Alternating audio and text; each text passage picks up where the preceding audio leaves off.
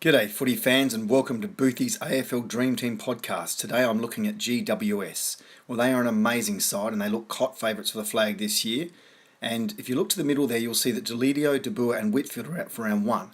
Now what that does is give great opportunities to a couple of young guys that I've listed there as well. But let's start with Josh Kelly.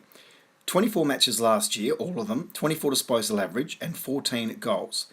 He's only 5.42 as a mid 4 or 5 option. Now he's a fourth year player and he's been an absolute prolific sort of dream teamer as such. And at 22 years of age, he's absolutely at a prime age to have a breakout season where he can go up $100,000. He's played 60 matches, he's had great JLT form where he's dominated, and he could easily average over 100 next year and get his price up, as I said, into the 600,000s. Wouldn't that be something?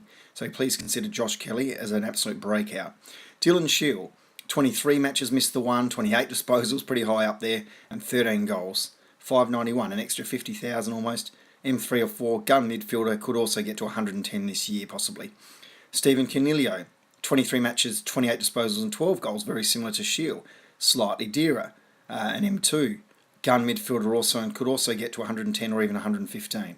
Callan Ward, 24 matches, 23 disposals, a bit less, and 16 goals. More goals, less disposals, probably less midfield slightly. Time. 579 cost, so a bit cheaper than some of the others. Mid 3 or 4 again. Gun midfielder and might get back up to 100. He's been thereabouts for a couple of years. Now, Zach Williams is another breakout candidate where he could do double breakout. 22 matches last year, missing the 2, 21 disposals and 4 goals. Rebounding defender, certainly, but he's only 22 years of age as well, and he's at a prime age. Pickham's a D3 or 4. He's at a prime age to have a double breakout. In other words, he's gone up to 81 average, 82. He could go up to 100. A la Laird and Doherty in recent times in defence. So consider him as a guy who could get up to 100 and improve his price by, 100,000 almost. The two young guys I've got there with asterisks could come into calculations for round one on the back of those guys, as I mentioned, being out. And they are Matthew Kennedy, who played 3 games last year in a very strong side leading up to finals, but he didn't get into the finals.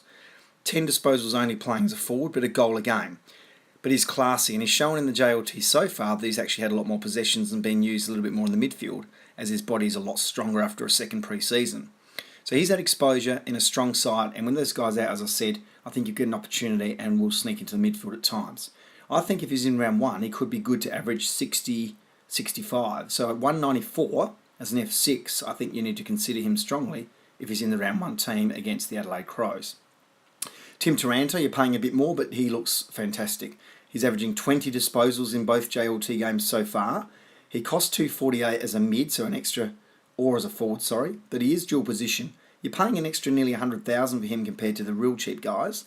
But, as I said to you, 20 disposals per game. He looks like he can play at the level and he's tough and in and at it. He will get in the midfield, he will play it forward, and I think he's worth it to pick again if he's in round one, which I think he will be.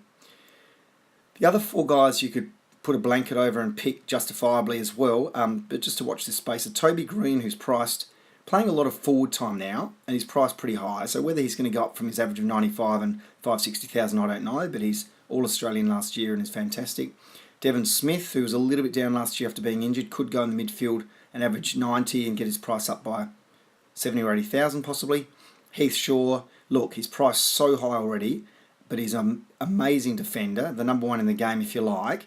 He's 31 years old, reads the ball beautifully, played every game, but at his age now, he did slow down and he got less big scores in the back half of the season, only 2 big scores in the back half compared to half a dozen in the front half of the season. So at the age of 31 now, and with players, as I said to you, like Williams, a much cheaper option, who could catch up to him in the next year or two in average, I don't know if I'd pay that money, but keep an eye on him and see what you think.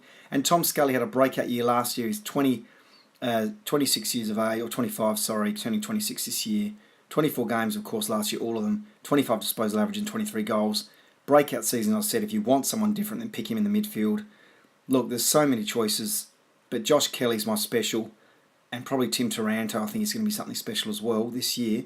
The other 2 I'd really strongly consider. And Zach Williams, as I said to you, as a D2 or 3 or 4, depending on how you structure up.